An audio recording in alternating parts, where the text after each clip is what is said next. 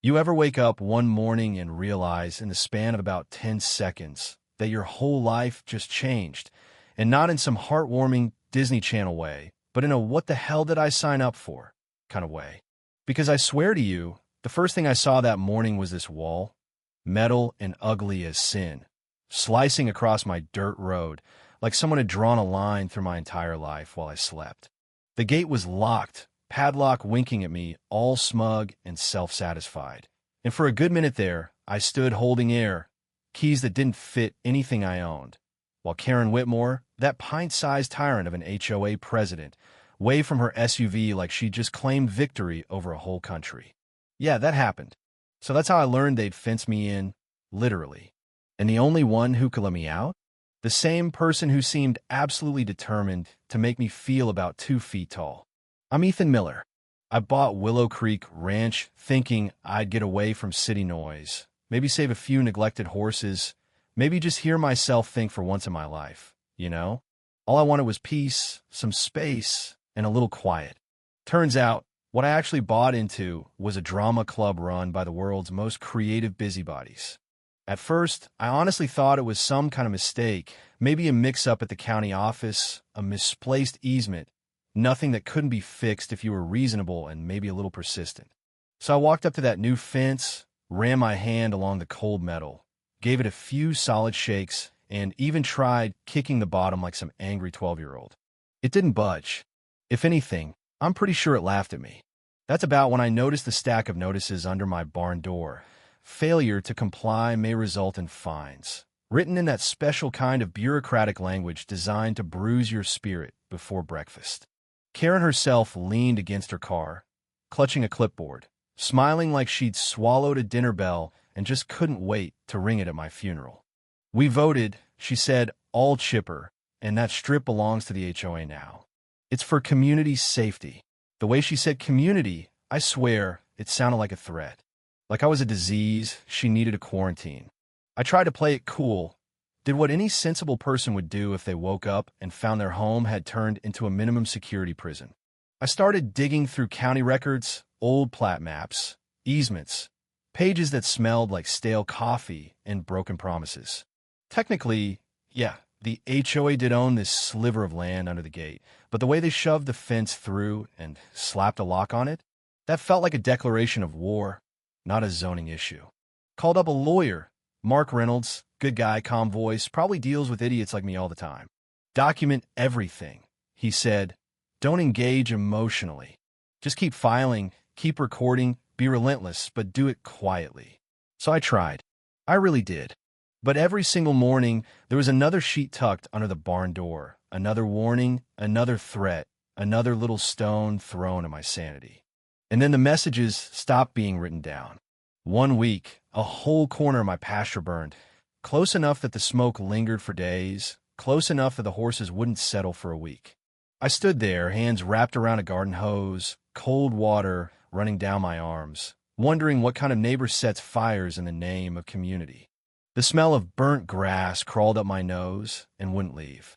At night, lying in the dark, all I did was question myself. Did I screw something up? Was I the neighbor everyone secretly warns their kids about? I mean, there's a special kind of tired that comes from doubting yourself day in, day out. Every call to the county cost me a little more courage until one night I called an old friend, came this close to selling the ranch, just packing it all in, letting someone else with thicker skin deal with the circus. But here's the funny thing about stories.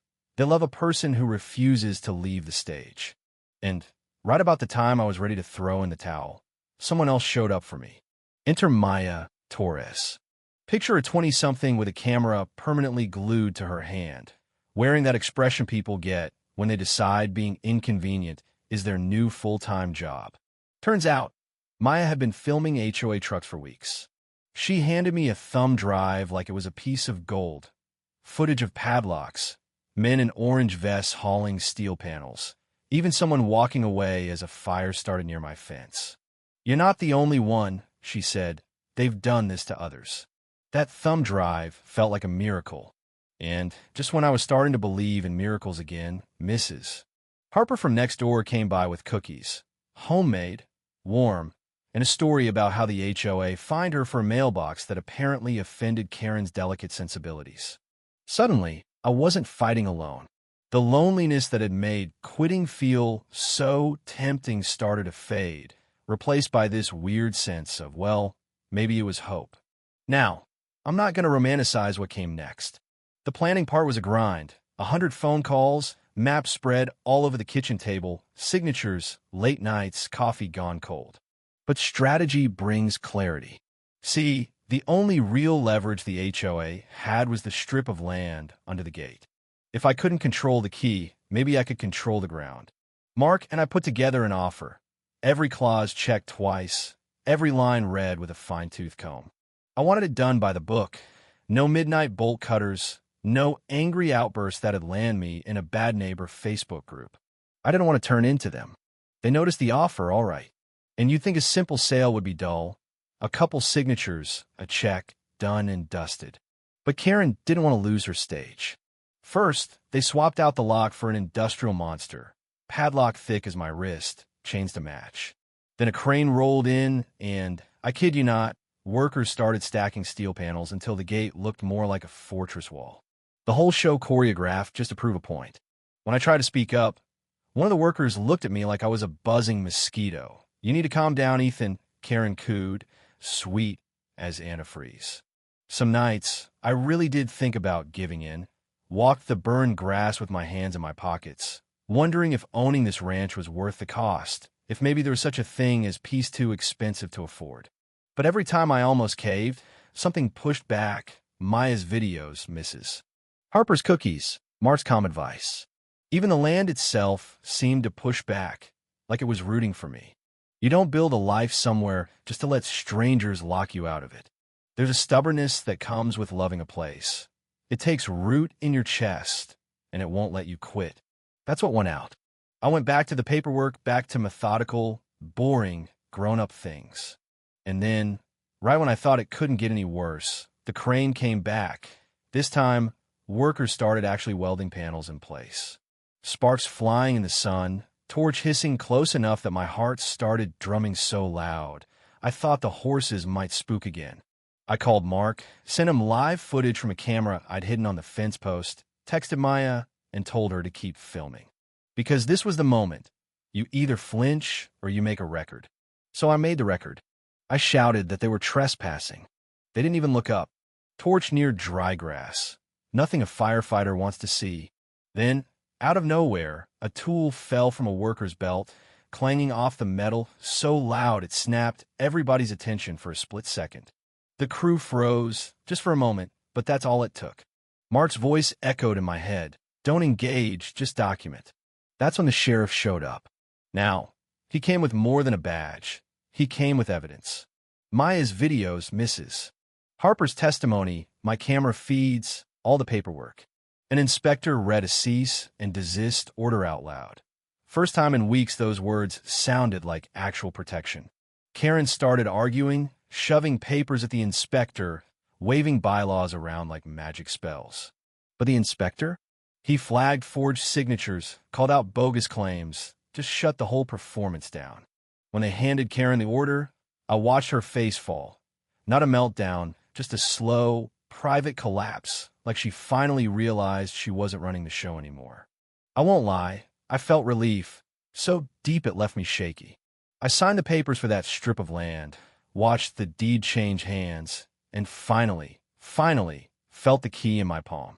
The thing was warm, heavy with months of fear and stubbornness and nights on the porch wondering what might happen next. I walked to the gate and unlocked that padlock. The latch moved. Sunlight poured through the opening, and for a second it was just me, the grass, the wind, and the sound of something finally being set right.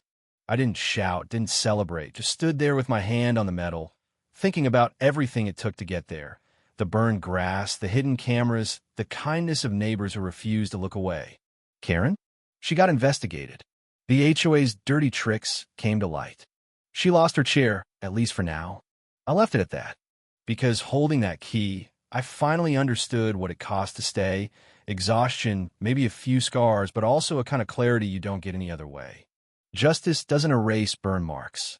It doesn't make the nights quiet, not right away. But it does draw a line, a real one, between what's yours and what someone tried to take. So if you're listening, if you're fighting your own fence or your own Karen, just know this. Standing up doesn't take rage, but it does take staying power. Would you have stayed? Or would you have let them lock you out for good? Drop your answer below, because honestly, sometimes justice just comes down to who's willing to stand the gate until the sun comes up.